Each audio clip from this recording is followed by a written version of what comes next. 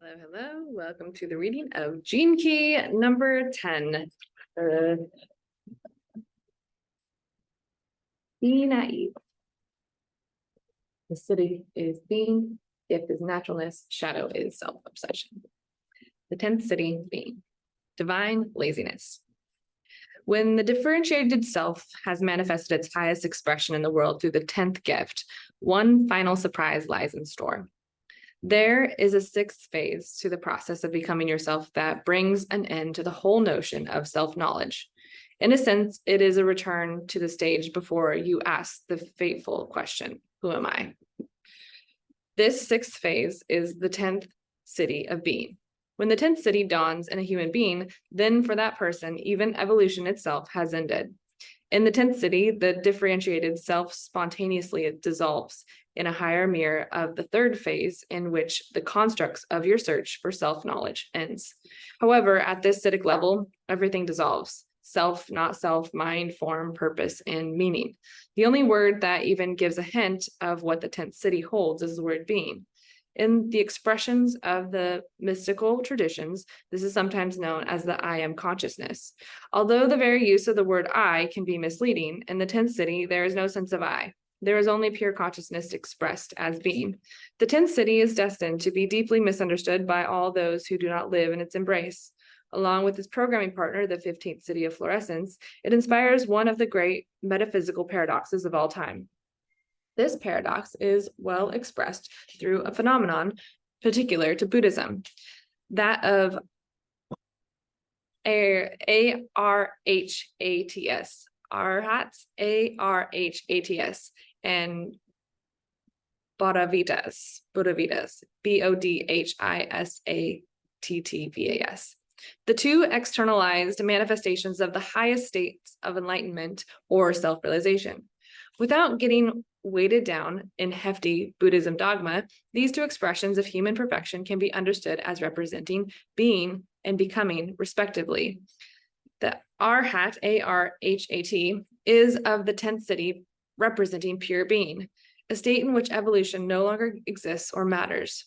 For the Arhat, A-R-H-A-T, once he or she is enlightened, the whole universe is also enlightened. So there's nothing more to be done. For the Bodhisattva's, who is of the 15th city, there was no end to life, which is continually evolving state of flowering.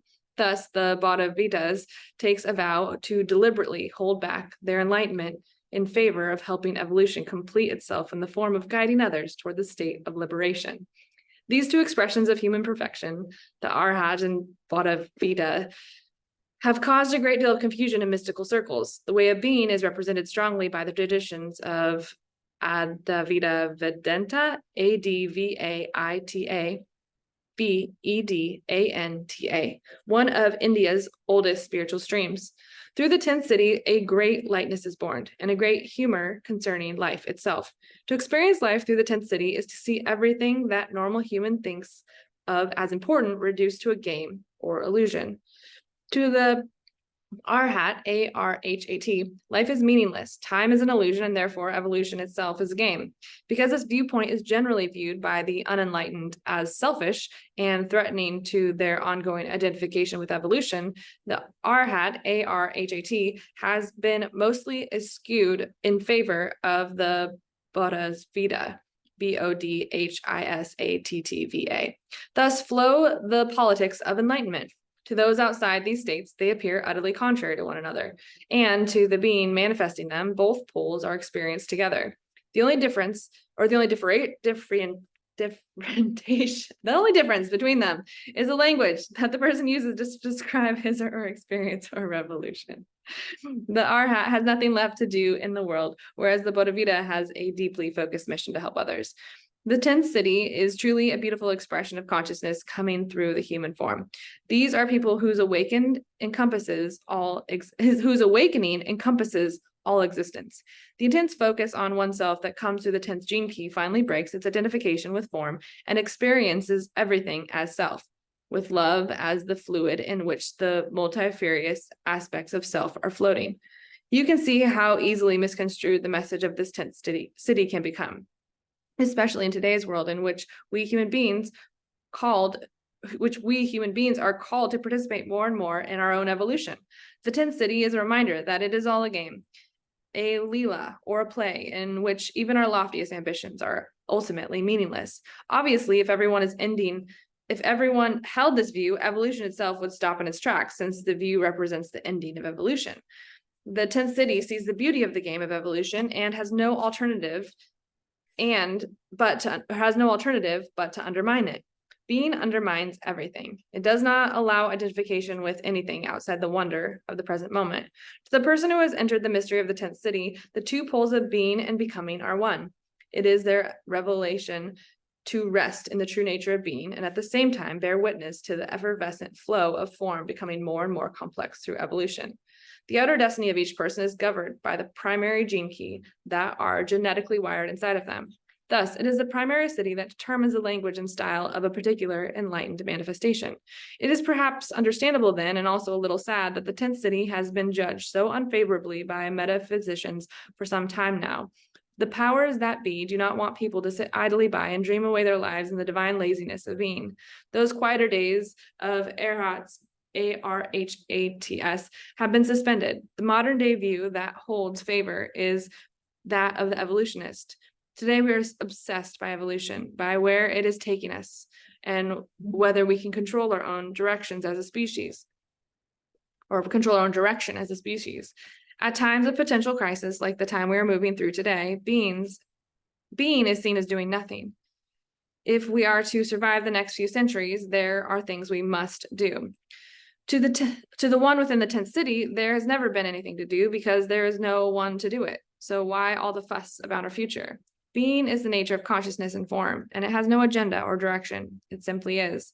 In the simple statement lies a power beyond all comprehension, and it establishes the 10th city as a sleeping giant within the human genome. Nothing has more power than being itself. We would each do well to remember the nature of being that rests behind all the dramas of the world in our individual lives, to rest unattached in the supreme state of being, whilst at the same time participating in the adventure of our evolution is quite possibly the greatest task that the human of the future will have to master. The 10th gift, naturalness. Living your own myth. The gift of naturalness is a gift that waits within a single human being. It is the center of your being, and only through this center can you express your own uniqueness, your own creative uniqueness.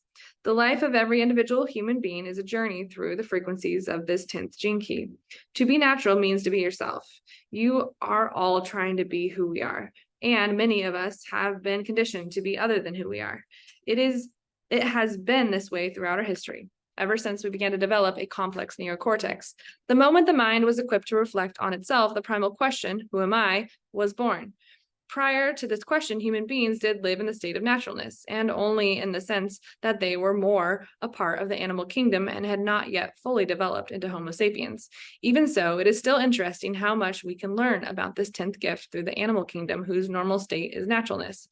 The human journey, of course, is unique and is obviously different from that of the animal. We have to solve the conundrum of having a mind that can look at itself.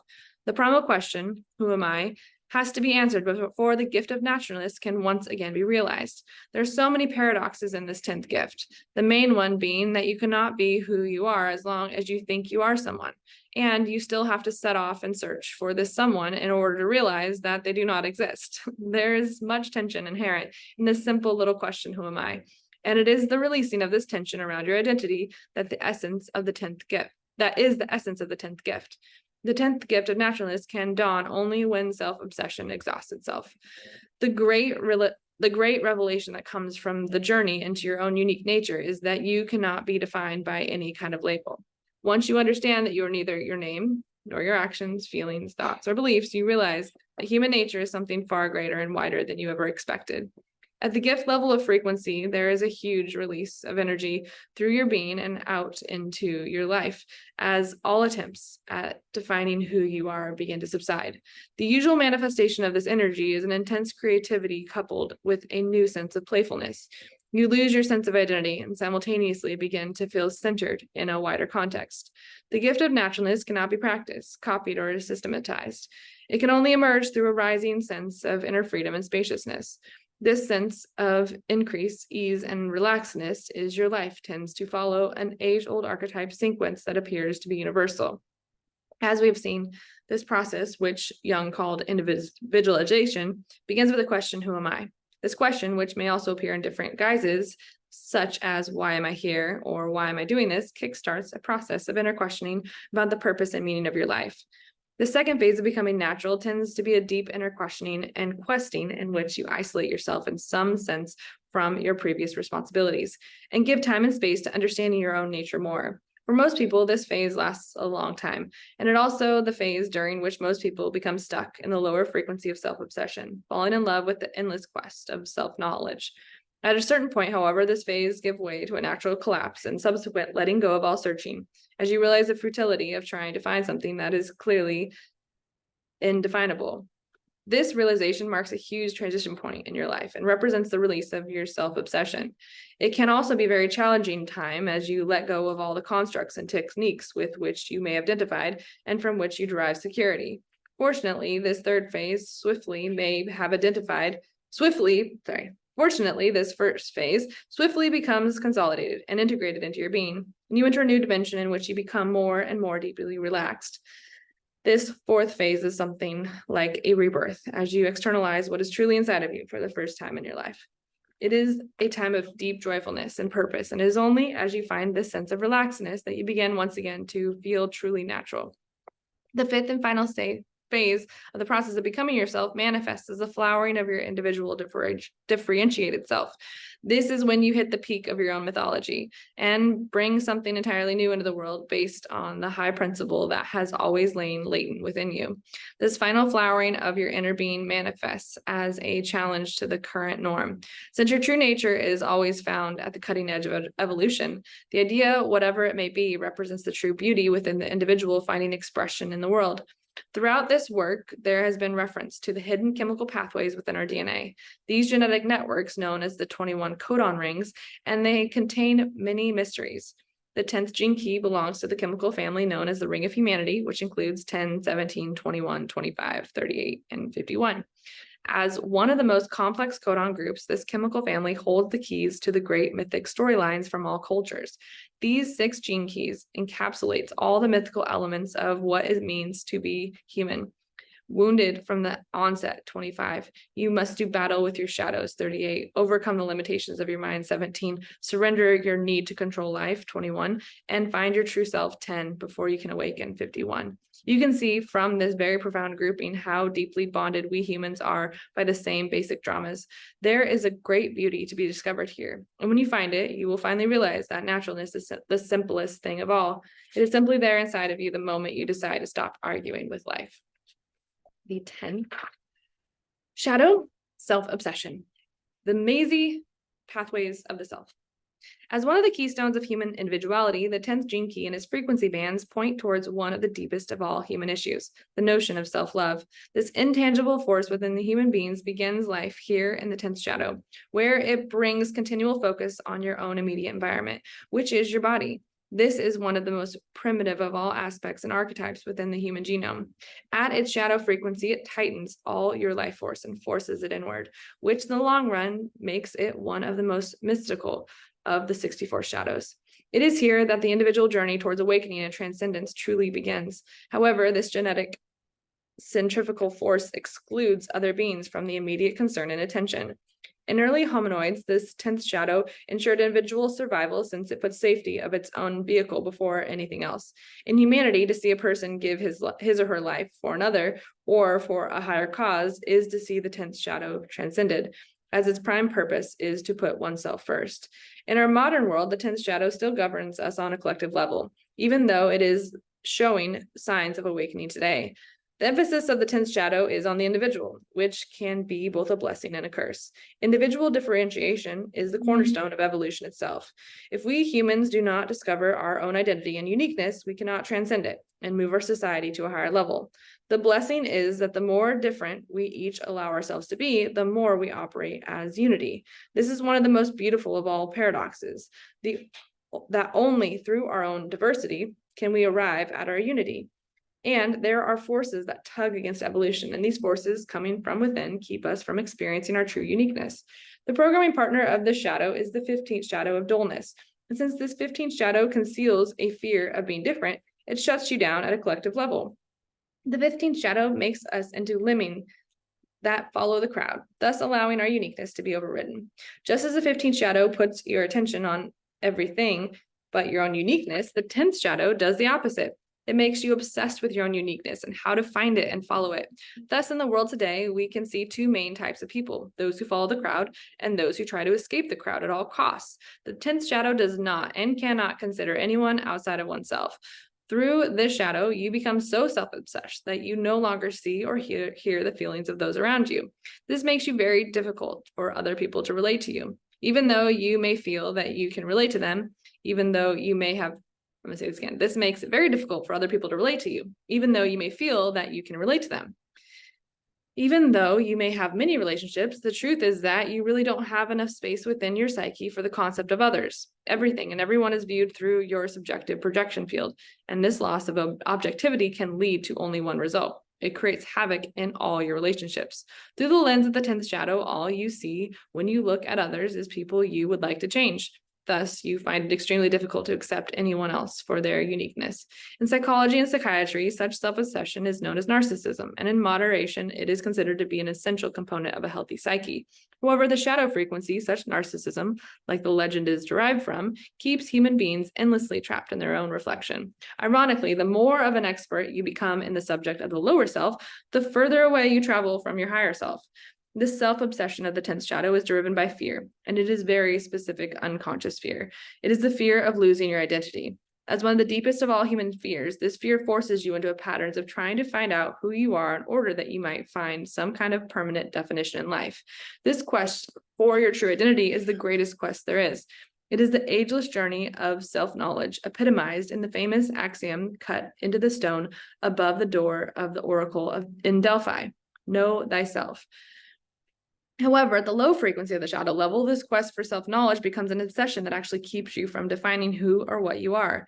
In your thirst to escape your fear, you create a journey that has no end, filled with drama and adventure, perhaps, and ultimately one in which you never have to face yourself. This is the craft of the 10th shadow. It tricks you into chasing the shadow of your own reflection, and your very journey towards your true nature becomes your own net. In the modern Western world, self-obsession is everywhere. People are obsessed with how they feel and how they look, with what they wear, what they own, and where they live.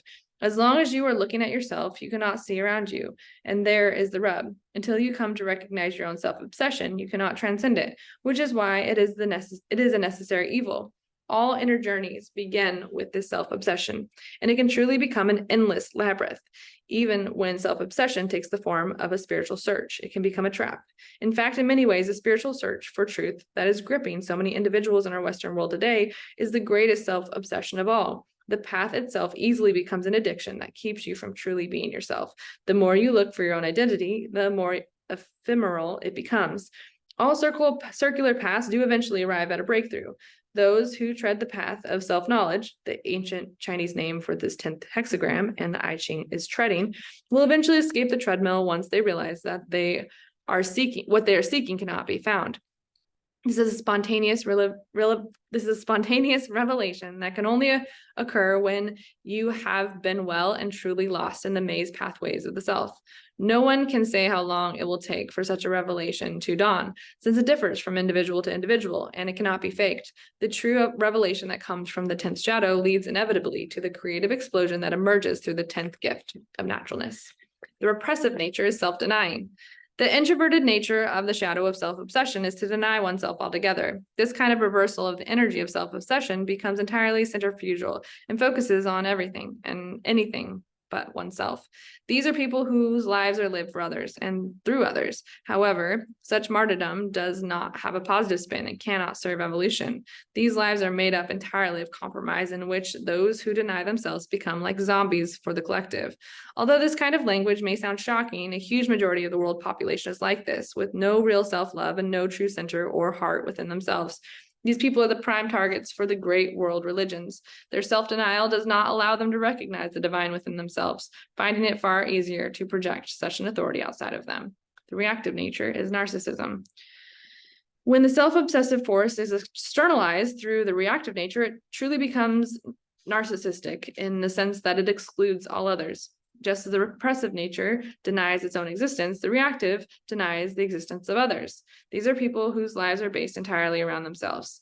The fear within them lives as anger. They project their fear of losing their identity onto others and onto society in general. Such people cannot yield any part of themselves to others. They live in paranoia that the world or others will somehow rob them of their own right to freedom.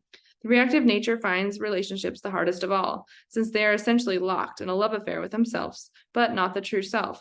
The true self is everywhere and in everything, since it is natural, since its nature is love. However, to realize this concept, I'm saying that again, the true self is everywhere and in everything, since its nature is love. However, to realize such a concept, one has to drop the very thing that gives one the illusion of safety, the illusion of an individual identity. The 10th gene key. Thank you for being here.